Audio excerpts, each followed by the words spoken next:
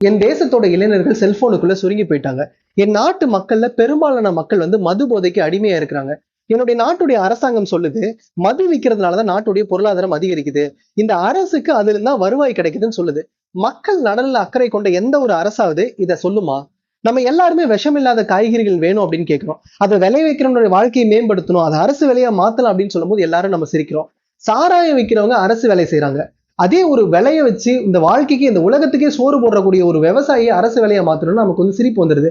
நம்ம எல்லாருமே நினைச்சிட்டு இருக்கோம், நம்ம தான் இந்த உலகத்துல எல்லா முடிவுகளையும் எடுக்கணும் அப்படின்னு சொல்லிட்டு. கிடையவே கிடையாது. நம்ம எல்லாருமே மேனிபுலேட் பண்ணப்பட்டிருக்கோம். நம்ம ஒரு வீடியோ பாக்குறோம்னா, அந்த வீடியோ உண்மையா பொய்யா, யார் பேசுனாங்க பேசல, அதுல என்ன ஆதாரம் இருக்கு, எதெல்லாம் நம்ம டிபேட் பண்ணணும், இது எதையுமே நம்ம யோசிக்க மாட்டோம். ஒருத்தர் சொல்லிட்டாங்க எமோஷனலா, அது சரின்னு சொல்லிட்டாங்க, ஆமா சரி, இல்ல இது தப்புன்னு சொல்லிட்டாங்க, ஓகே, இது மட்டுமே யோசிக்காம அதுக்கு பின்னாடி என்ன உண்மை இருக்கு, எப்ப நடந்திருக்கும், என்ன நடந்திருக்கும், இன்னைக்கு ஒரு அரசாங்கம் உருவாகிறது முதற்கொண்டு நம்ம எல்லாருமே மேனிபுலேட் பண்ணிருக்கோம்.